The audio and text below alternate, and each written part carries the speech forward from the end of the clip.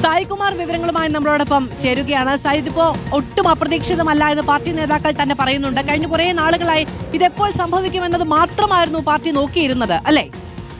തീർച്ചയായും മാധു, പാലക്കാട് ജില്ലയിലെ പ്രധാനപ്പെട്ട CPIMന്റെ പ്രധാനപ്പെട്ട മുഖവും ശബ്ദവുമായിരുന്നു ഒരു കാലം വരെ PK ശശി എന്നുള്ളത്. അത്രമേൽ കരുത്തനായിരുന്നു ജില്ലയിലെ പാർട്ടിയിൽ PK ശശി എന്നുള്ളത്. പക്ഷേ ഒരു ഘട്ടത്തിൽ ജില്ലയിലെ വിഭാഗീയത, അതിനുശേഷം ഉയർന്നു വന്ന സാമ്പത്തിക ആരോപണം, ലൈംഗിക ആരോപണം, ഇങ്ങനെ ഒട്ടനവധി വിവാദങ്ങൾ PK ശശിയെയും പാർട്ടിയെയും രണ്ട് ധ്രുവങ്ങളിലേക്ക് എത്തിച്ചു.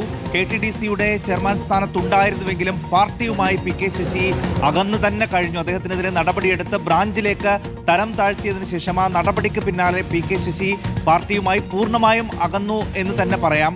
അദ്ദേഹത്തെ പിന്തുണയ്ക്കുന്ന വലിയൊരു വിഭാഗം അവിടെ ഒരു വിമതപക്ഷം എന്നുള്ള രീതിയിൽ തങ്ങളാണ് യഥാർത്ഥ കമ്മ്യൂണിസ്റ്റുകാർ എന്ന രീതിയിൽ സംഘടിക്കുകയും പാർട്ടിക്കെതിരെ തദ്ദേശ തെരഞ്ഞെടുപ്പിലടക്കം മത്സരിക്കുകയും ചെയ്തു. പക്ഷേ ശശി പരസ്യമായി അവർക്കൊപ്പം ഒരു ഘട്ടത്തിലും ചേർന്നിരുന്നില്ല.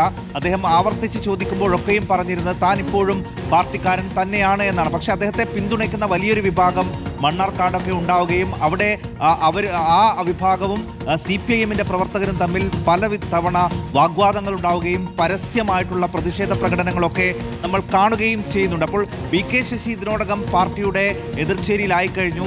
അതിലേറ്റവും പ്രധാനം ഈ VD സതീശൻ പറഞ്ഞ വിസ്മയങ്ങളിൽ ഒന്ന് പാലക്കാട് ജില്ലയിലേക്ക് എത്തുമ്പോൾ അത് PK ശശി ആയിരിക്കും എന്നുള്ളത് ഏറെക്കുറെ ഉറപ്പാണ്. പക്ഷെ ഇപ്പോഴും അത് PK ശശി സമ്മതിക്കുന്നില്ല. പക്ഷെ അതിലേക്ക് തന്നെയാണ് കാര്യങ്ങൾ പോകുന്നത് എന്ന് തന്നെയാണ് നമ്മൾ മനസ്സിലാക്കുന്നത്. അല്പം മുമ്പ് സംസാരിച്ച സണ്ണി ജോസഫ്, KPCC അധ്യക്ഷനൊക്കെ PK ശശിയുമായി തങ്ങൾ ബന്ധപ്പെട്ടു എന്ന് കൃത്യമായി തന്നെ സ്ഥിരീകരിക്കുന്നുണ്ട്. പക്ഷേ ശശി അത് സ്ഥിരീകരിക്കുന്നില്ല. ചില ചർച്ചകൾ അതുമായി ബന്ധപ്പെട്ട് ഇപ്പോൾ നടക്കുന്നുണ്ട് എന്ന് തന്നെയാണ് മനസ്സിലാക്കുന്നത്. എന്നാലും പാർട്ടിയിൽ ഔദ്യോഗികമായി കോൺഗ്രസ് പാർട്ടിക്കൊപ്പം ചേർന്നില്ല എങ്കിൽ പോലും ഒരു സ്വതന്ത്ര സ്ഥാനാർത്ഥിയായി PK ശശി വരാനുള്ള ഒരു സാധ്യത തന്നെയാണ്. അത്തരത്തിൽ ആഴത്തിലുള്ള ചർച്ച നടക്കുന്നുണ്ട്.